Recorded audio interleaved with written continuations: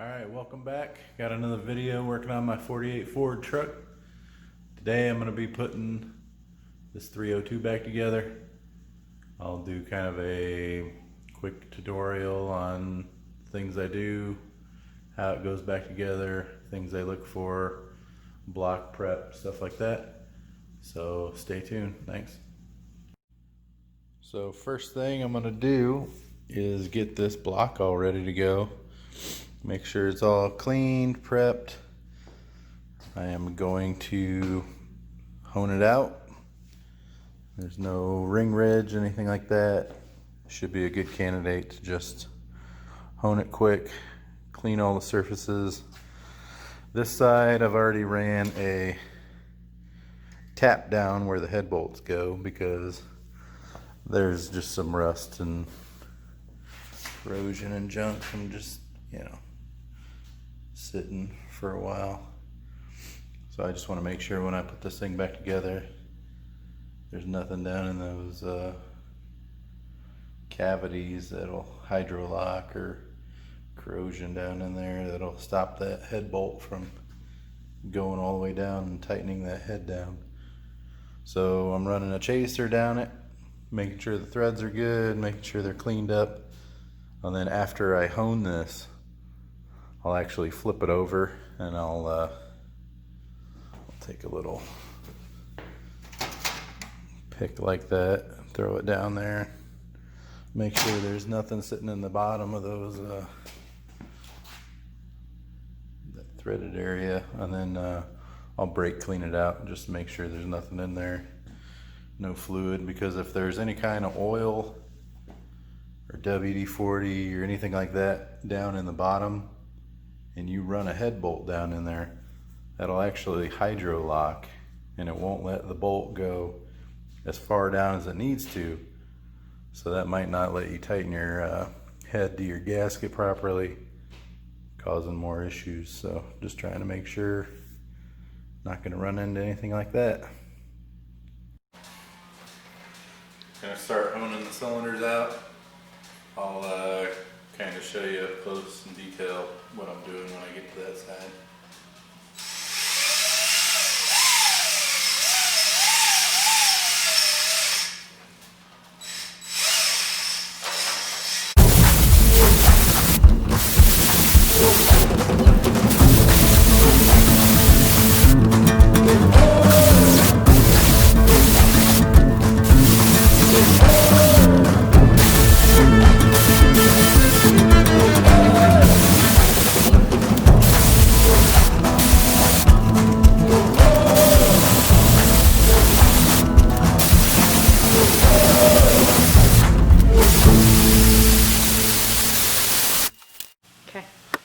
Alright, just doing some honing on this.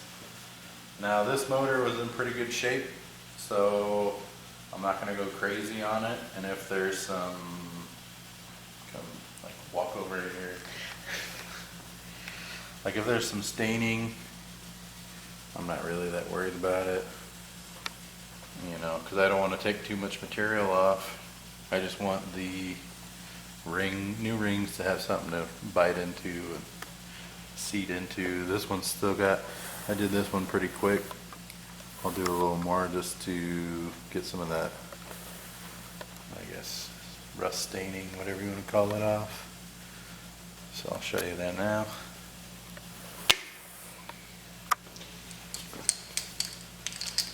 So this little tool has little abrasive stones on it.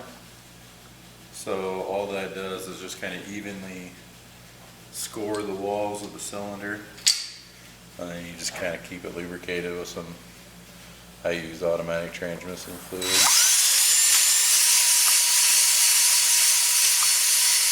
you'll feel it, once the fluid kind of dries up, you'll feel it kind of torquing more on the grill, and you just drop some more. Some guys use motor oil. I like ACF because it has detergent in it.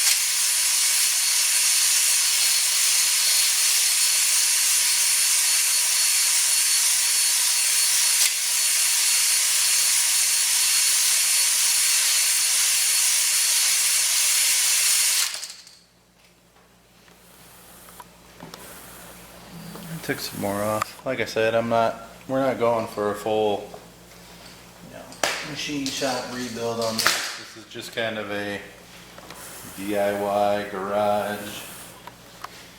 Something you do, it's better than it was. No, it's not. We're not taking it to the machine shop and spending $700 to bore it and then a couple $100 for new pistons. This is just an old, it's gonna be kind of a rat rod. It doesn't need to be perfect. Some people will be all upset because it's not being done perfectly, but it's budget. It's better than just taking this engine and stuffing it in and firing it up the way it was. At least we're putting new bearings, new rings. But this is good, just quick, old-fashioned, out on the farm, the way guys used to do it. Guys used to just drop the oil pan, knock the rods out, hone it, new ring, throw it back together. You're done in a couple hours, rebuilt motor. It's kind of what I'm after here, since most of this had recently been rebuilt anyway. Before I even started honing it, you could still see the cross-hatching in the cylinders, so this wasn't running very long at all after it was rebuilt the last time. So now I'll just kind of clean up all the surface areas, put the rings on the pistons, put the crank in, drop the pistons in, start building the short block up. Alright, got the engine block all ready. Next step is going to be putting the crankshaft in. Verified these threads are good, nothing in them. That way when I put the caps on I can tighten them down. All I need to do now is put some assembly lube on these bearings and on these caps. And drop the crank in, and I'll show you that on the other camera over here.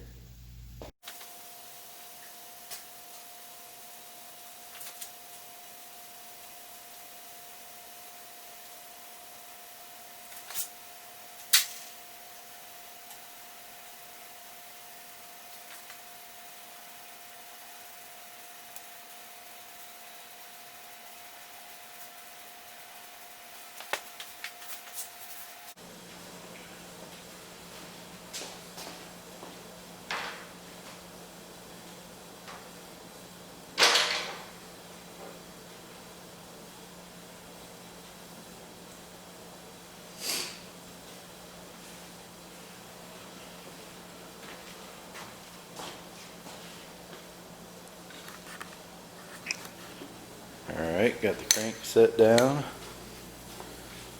I did put assembly lube on the sides on this middle cap, main cap bearing here. It's got I guess you'd call it a thrust bearing. The bearing surface on the side here on both sides. Purpose in that is to keep the crankshaft from moving forward or backward. And you wouldn't think there'd really be a lot of force in that direction, but you figure with a manual transmission, when you engage and disengage the clutch, that's actually putting a little bit of force forward on the crankshaft. So I just like to make sure when I put this all together, I put some assembly lube on that. That way that's never dry. And then I did put the rear main seal half in on that and this cap. And then you just want to make sure, put a little thin layer of oil on it. That way it doesn't tear the new seal when you first crank it over. And I'll go ahead and put those caps on now.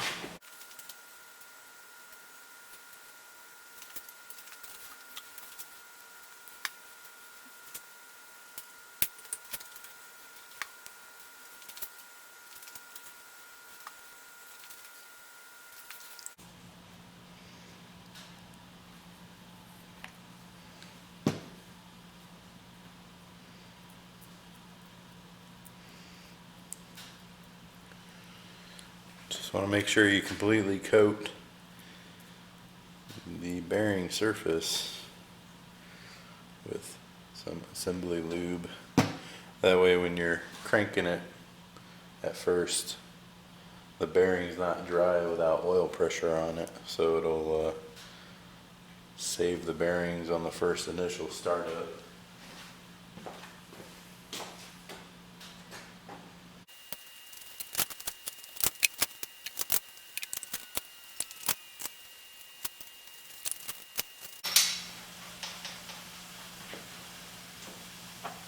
Need to pay attention because every V8 I've ever worked on, one of the main cap bolts will actually have a threaded stud on the end of it, and that's actually what your oil pickup tube will sit on.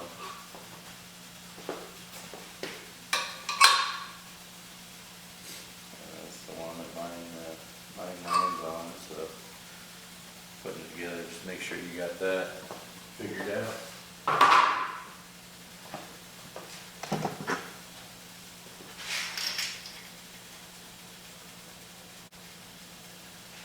Alright, now the crank's in. All I got left to do is to torque these down in sequence to the proper torque spec.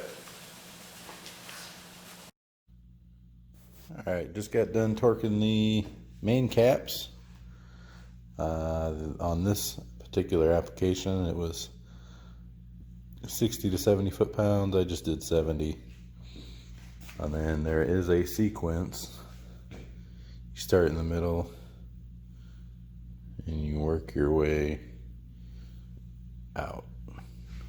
So that way you're not, if you start from the front back, you can kind of, I don't know, I guess there's a chance of tweaking the crank. I highly doubt that, but one thing I do like to do when I'm doing mine is after I torque a set, I'll just verify the crank still spins freely.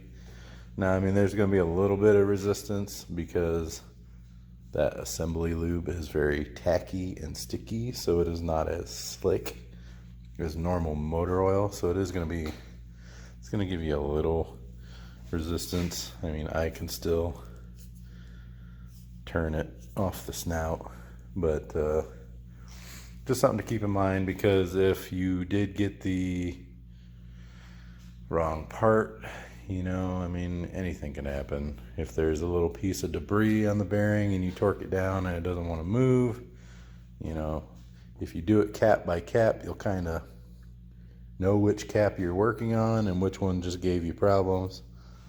So you can take it off and inspect it and make sure everything's copacetic. But yeah, I mean, I did not do a plastic gauge on this just because there was such little use from its last rebuild. So I just rolled the dice and ran with it just for affordability and ease of everything. I just bought the 10 oversized bearings that came out, and we're gonna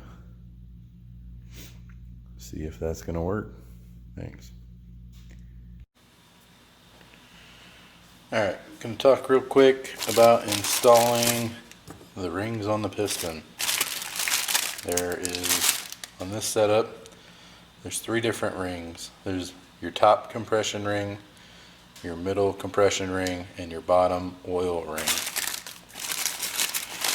So these sealed power ones, each bag tells you what it is. Second groove, top groove.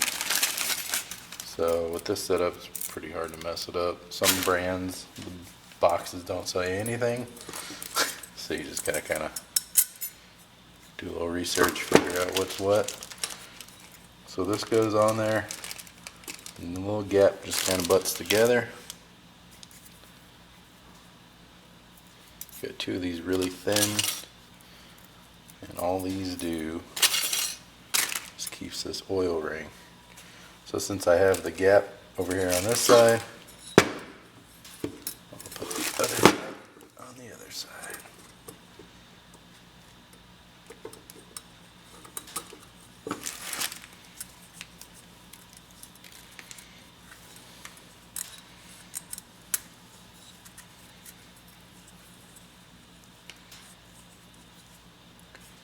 Okay. And do the same thing for on top of that oil ring. Okay, so now the oil ring's on. See, it butts together right there. Got a gap there and a gap there. I'll probably spread that out a little more. You want to kind of keep them spaced apart, that way it kind of limits the oil loss on that.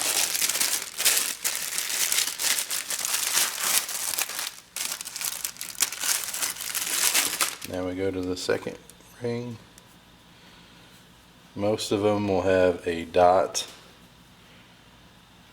or a T. The dot or the T faces the top of the piston.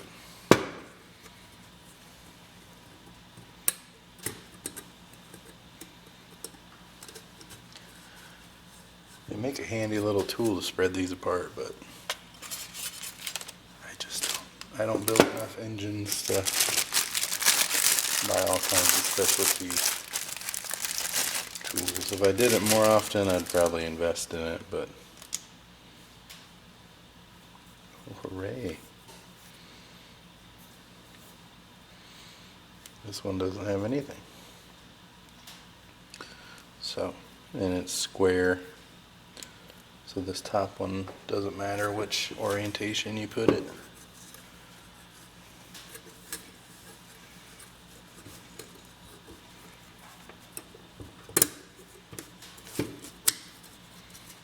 Okay. There we go. And obviously when you drop it in the cylinder, those rings will be nearly touching each other. And then when the engine gets up to temp, they actually do fully come together and touch. So I'll go ahead and do the other 7, and then I'll show you putting them in.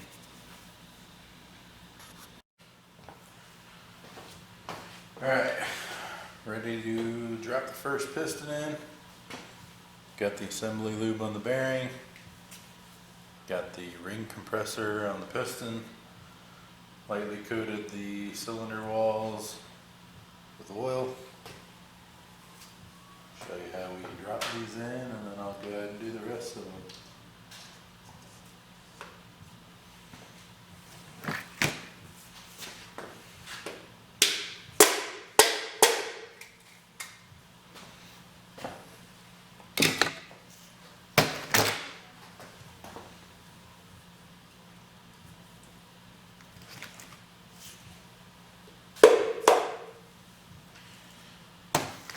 That's all there is to it.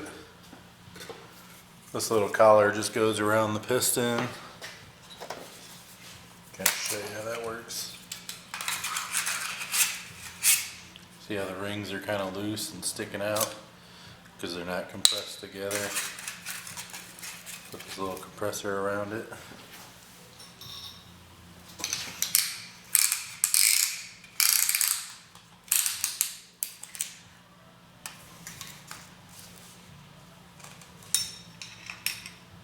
And that sucks those rings in tight. So now you can pop them in the cylinder and the rings are where they need to be. Alright, just got done assembling the short block. Short block refers to basically the rotating assembly. So crankshafts in, rods and pistons, and the camshaft's installed and it's timed. I put these in a pair at a time, so I'd be connecting to the one crank journal at a time, torque it to spec, spin it, make sure nothing's binding up, everything's free, everything spins over just fine. These are some aftermarket forged pistons. These just happen to be in it. It's already been done 30 over. And the important thing to point out on these, the lettering's at the bottom, and it says front, and there's an arrow. Well, on this side, the writing's going to be upside down. So these are facing the front. Most of the time, pistons will just have a little notch on that side. That way you know which way faces the front of the engine. So the connecting rods have the correct orientation. But yeah, coming right along. Got a new timing set on, like I said. Next thing I'll do, I'll flip it over, put the oil pump in, the pickup tube on. I am not sure if I'll throw the oil pan on just yet. Need to make sure. I have two different oil pans. I'll have to figure out which one I'm going to use for which one will give me the best clearance in this truck. And then I'll put the heads on, throw the lifters in. They are hydraulic lifters, so I've had them sitting in oil overnight just to kind of bubble out any air out of them. See, just me tapping them, getting some air bubbles coming out. That's the whole concept. You put them in oil and it, you know, purges all the air out of the inside, because there's actually a little bit of oil that stays inside these lifters when the engine's running. So like at lower RPM, they'll actually collapse down a little bit and they won't open and close the valve as far. So it runs, you know, idles smoother, stuff like that. But then when your oil pressure comes up at higher RPM, that higher oil pressure will actually push the little piston in those lifters out, giving your valves, you know, opening your valves a little more, giving you some more performance where you need it. But yeah. All right, got the oil pump on and the cylinder heads on. Got them all torqued down. Got the new push rods in, new hydraulic lifters in. But I'm kind of at a standstill now because I ordered these new Pro Comp roller rockers, but these things kind of seem like they're garbage. I don't know what the deal. I mean, obviously, I don't know, I'm missing something. But what is going to keep that little wheel from, you know, rotating around at RPM? I mean, I get there's preload through the hydraulic lifters and all that, but like this stock little stamped rocker, you know, it's got a little valley that sits on that stem. So, I mean, it literally can't really go anywhere once it's tightened down. So, and another issue is I'm going to run these cool old 60s style finned aluminum valve covers, and those are pretty much stock height, and those don't even fit. So either I'm going to be cleaning up the very crusty original rockers, or just because I don't know how worn out these tips are. Let's see, focus. I might just order a new set of original rockers and send those turds back. I don't know. Of course, they came with 0 instructions whatsoever.